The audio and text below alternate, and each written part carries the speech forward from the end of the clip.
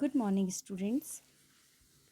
आज हम पढ़ेंगे चैप्टर 3 गोधनम मतलब गाय का धन। गोधनम मतलब गाय का धन। चैप्टर नेम है। पाठ का परिचय है। गोधनम एकांकी में एक ऐसे व्यक्ति की कथा है जो धनवान और सुखी बनने की इच्छा से अपनी गाय से 1 महीने तक दूध निकालना बंद कर देता है ताकि महीने भर के दूध को एक साथ निकालकर बेचकर धनवान बन सके। इस प्रकार 1 माह पश्चात जब वह गाय को दूहने का प्रयास करता है तब वह अत्यधिक दूध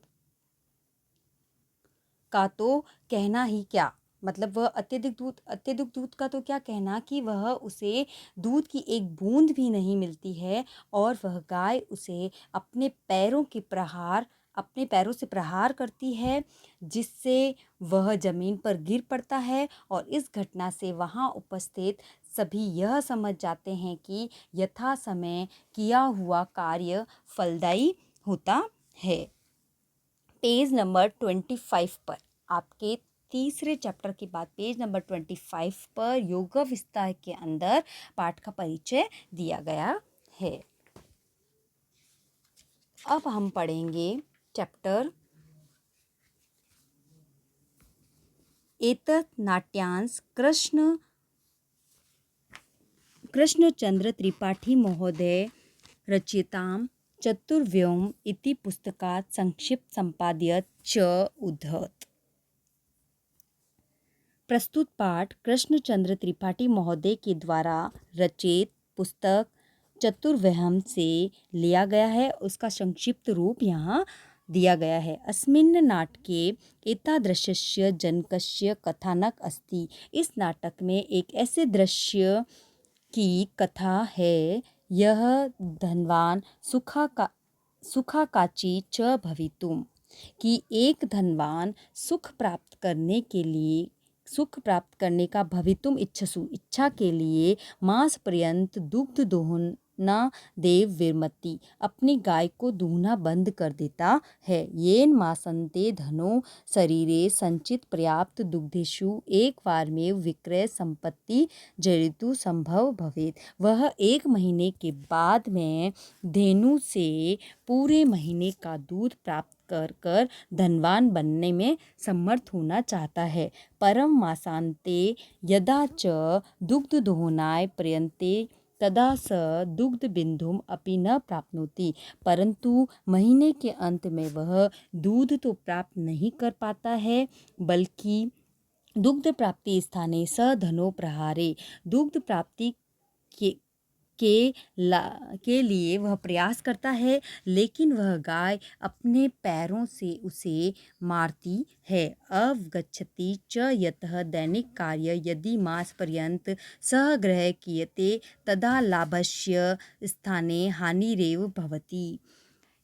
और इस घटना से यह पता चलता है कि वहाँ उपस्थित जितने भी लोग होते हैं वे दैनिक सब यह समझ जाते हैं कि यथा संभव दैनिक कार्य यानी प्रत्येक दिन के कार्य से प्राप्त होने वाले लाभ ही फलदायी होते हैं। आगे दिया गया है इसमें प्रथम दृश्य में है मल्लिका मोदकानि रचंती मंद स्वरेण शिव स्तुति करोति। मल्लिका लड्डू बनाती हुई धीमे स्वर में शिव की स्तुति करती है। मोदकानि का मतलब होता है लड्डू, रचंती मतलब बनाते हुए, मंद स्वरेण धीमे स्वर में, शिव स्तुति यानी शिव की आराधना करती है। फिर है तत् प्रविशति मोदक गंधम अनुभवनम प्रसन्नमना चंदनम। फिर लड्डू की सुगंध का मतलब होता है सुगंध, खुशबू। फिर लड्डू की सुगंध का अनुभव करके और प्रसन्न मन वाला चंदन प्रवेश वहाँ करता है। जब लड्डुओं के बनने की खुशबू आती है तब वह उनको देख कर के वहाँ पर एक मोदकों को बनाते हुए यानी लड्डुओं को बनाते हुए वहाँ पर चंदन प्रवेश करता है, खुशबू को सूंघ करके। प्रसन्न भूत्वा मतलब खुश होकर के। अस्वाद्यास्यामि तावत मोदक ग्रहीतुम इच्छामि। अरे मैं तो यह इन लड्डुओं को पाना चाहता हूँ मतलब खाना चाहता हूँ।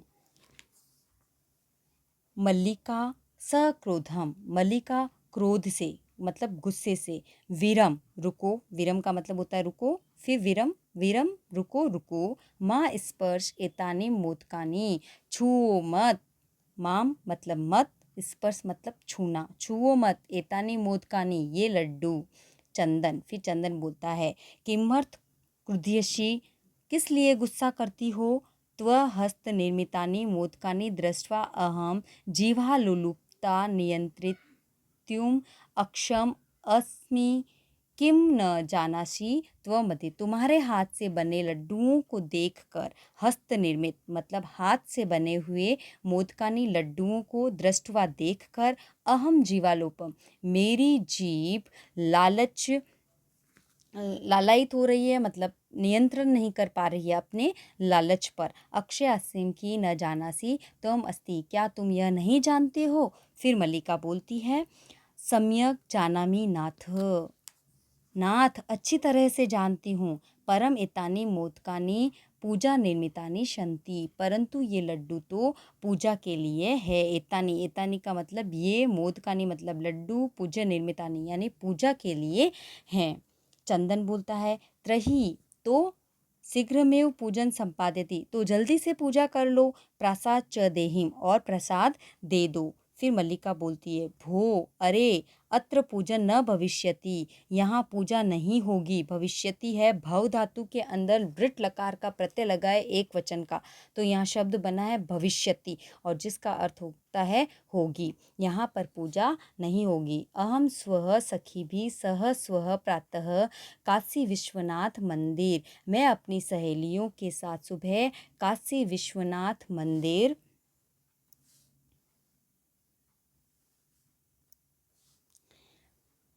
प्रतिगमिष्यामि, मंदिर की ओर जाऊंगी। तत्र गंगा स्नाने धर्म यात्राश्च वयम करिष्यामि, और वहाँ गंगा स्नान करके धार्मिक यात्रा हम सब वहाँ करेंगे। मतलब जो भी पूजा पाठ है वहाँ पर हम गंगा स्नान करेंगे और उसके बाद में हम वहाँ पर धार्मिक यात्रा, ये कि धार्मिक यात्रा रखी है हमने, उसके बाद हम सब वहाँ पूजा करेंगे। चंदन सखी भी सहेलियाँ, सह सहेलियों के साथ, मया सहम मैं साथ नहीं, मेरे साथ नहीं। देखो सखी भी मतलब दोस्त, सहेलियां, सहम मतलब साथ, न मतलब नहीं, मया मतलब मेरे और सह का मतलब साथ। सहेलियों के साथ, मेरे साथ नहीं। विषाद नाट्यति, दुख का नाटक करता है, मतलब अपने मन में वह दुखी होता है कि भाई तुम्हारी सहेलियों के साथ पूजा करोगी और मेरे साथ नहीं करोगी। फिर मल्लिका बोलती है आम्र हाँ, चंपा गौरी माया मोहिनी कपिलाद्या सर्वा गच्छन्ति, चंपा गौरी माया मोहिनी कपिला आदि सभी जा रही हैं। अतः मया सह तवागम्य औचित्यम नास्ति, अतः मेरे साथ तुम्हारा आना ठीक नहीं है। मतलब मेरी सारी सहेलियाँ मेरे साथ है तो तुम्हारा मेरे साथ चलना ठीक नहीं है। वयम सप्ताहांते प्रत्यगमिष्यामि, हम सप्ताह के अंत में लौटेंगे, मतलब एक सप्ताह बाद हम वापस आएंगे, इसीलिए तुम्हारा हमारे साथ चलना उचित नहीं है। तावत ग्रहम, तावत मतलब तो, ग्रहम मतलब घर। व्यवस्था धेनु दुग्ध दोहन नय व्यवस्थाया परिपाल्य, घर की व्यवस्था और गाय के दूध की व्यवस्था का पालन करना है तुम्हें। नेक्स्ट है फिर द्वितीय दृश्य। द्वितीय दृश्य में चंदन बोलता है अस्तु ठीक है, गच्छ जाओ, सखी भी सह धर्म यात्रा आनंदित च भवति, सखी भी मतलब सहेलियों के साथ, सह का मतलब साथ, सखी भी मतलब सहेलियाँ, सहेलियों के साथ तुम अपनी धार्मिक यात्रा का आनंद लो। अहम सर्वम अपि परिपालिष्यामि, मैं सबकी देखभाल करूँगा। शिववास्तेन संतु प्रस्थान, तुम्हारी यात्रा कल्याणकारी हो। पंथान मतलब यात्रा, संतु मतलब हो, शिवास्ते यानी तुम्हारी जो तुमने यात्रा रखी है वो तुम्हारी यात्रा सफल हो।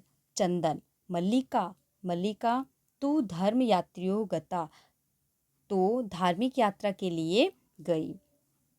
दुग्ध दोहन कृत्वा तत् स्वपात्रास्य प्रबंध करिष्यामि, ठीक है दूध दूहकर मैं अपने सुबह के नाश्ते का प्रबंध कर लूँगा। स्वपात्रास्य का मतलब होता है सुबह का नाश्ता। दुग्ध दोहनम कृत्वा दूध दूह करके, स्त्रीवेश धृत्वा दुग्ध प्रातस्त नंदिनिया समीपे गच्छति, स्त्री का वेश धारण करके दूध का बर्तन हाथ में लेकर, स्त्रीवेश धृत्वा मतलब स्त्री का रूप धारण करके, दुग्ध पात्रम दूध का पात्र हाथों में लेकर नंदिनी के पास जाता है। समीप, समीप का मतलब होता है पास। गम धातु में अति प्रत्यय लग करके बना है गच्छति, यानी लट लकार प्रथम पुरुष का एक वचन जिसका अर्थ होता है जाता है। फिर है उमा मातुलानी, मामी, मातुलानी मामी, मामी मामी मतलब उमा बोलती है दो बार।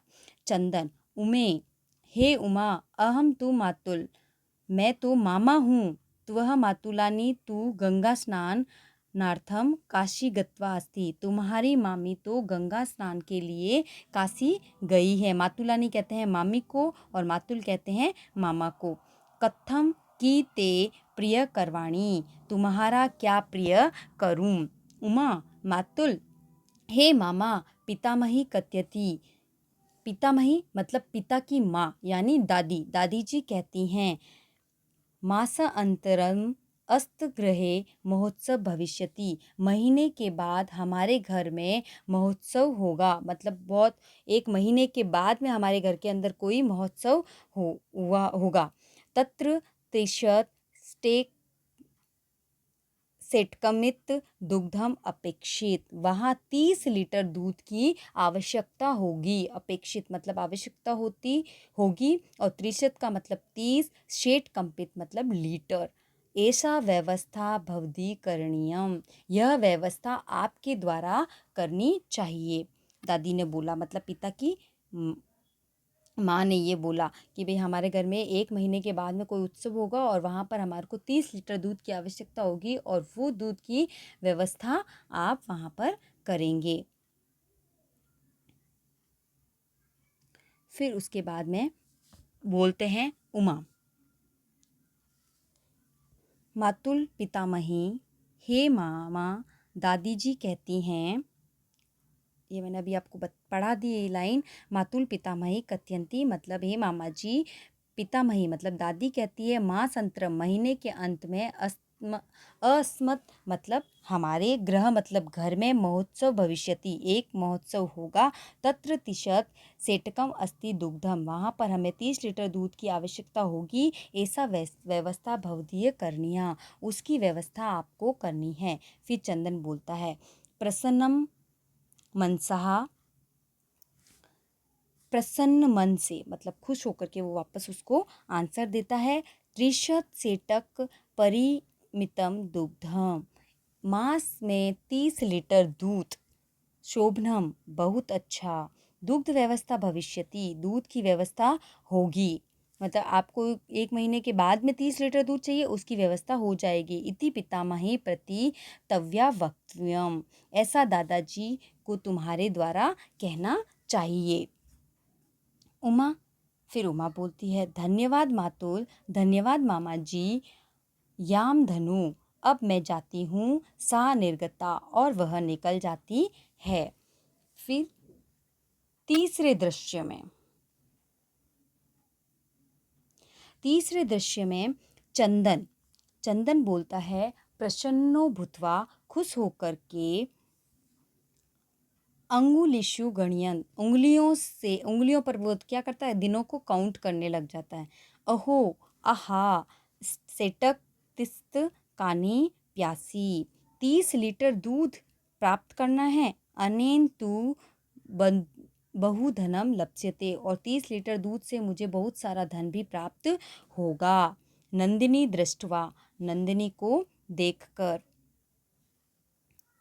भो नंदिनी, अरे नंदिनी, त्व कृपया तुम अहम धनिक, तुम्हारी कृपा से तो मैं बहुत अधिक धनवान हो जाऊंगा। धनिक, धनिक का मतलब धनवान, अहम का मतलब मैं, दृष्टवा का मतलब देखकर, और नंदिनी है गाय। प्रसन्न स धेनो बहु सेवा करोति, और वह खुश होकर गाय की बहुत सेवा करता है। बहु सेवा मतलब बहुत अत्यधिक सेवा करता है। धेनो, धेनो मतलब होता है गाय। फिर बोलता है चंदन, चिंतयन्ति माशंते एव दुग्धस्य आवश्यकता भविष्यति, सोचता है महीने के अंत में दूध की आवश्यकता होगी, मतलब 1 महीने के बाद में दूध की आवश्यकता होगी। यदि प्रतिदिन दोहन करोमि त्रही दूध सुरक्षित न, यदि मैं हर दिन दूध को दूह लूँगा तो वह दूध सुरक्षित नहीं रहेगा, और उसको मैं कैसे सुरक्षित रखूँगा। इदानीम की करवाणी, इसके लिए क्या करूँ। भवन्तु नामः मासन्ते एव संपूर्ण दुग्ध दोहन करोमि, इसीलिए मैं महीने के अंत में पूरा दूध प्राप्त करूँगा। एवह संपूर्णता मतलब पूरा, दुग्ध दोहनम मतलब दूध को दूह लूँगा, हर रोज़ नहीं दूह करके पूरा महीना ख़त्म हो जाएगा, उसके बाद में मैं 30 लीटर दूध एक साथ में दूह लूँगा।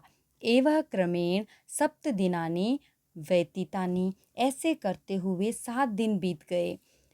सप्ताहांते महिला प्रत्यागच्छन्ति, और सप्ताह के अंत में महिला लौटती है। मल्लिका प्रविश्यति, प्रवेश करके, स्वामिन्न प्रत्यागतः अहम, हे स्वामी मैं लौट आई।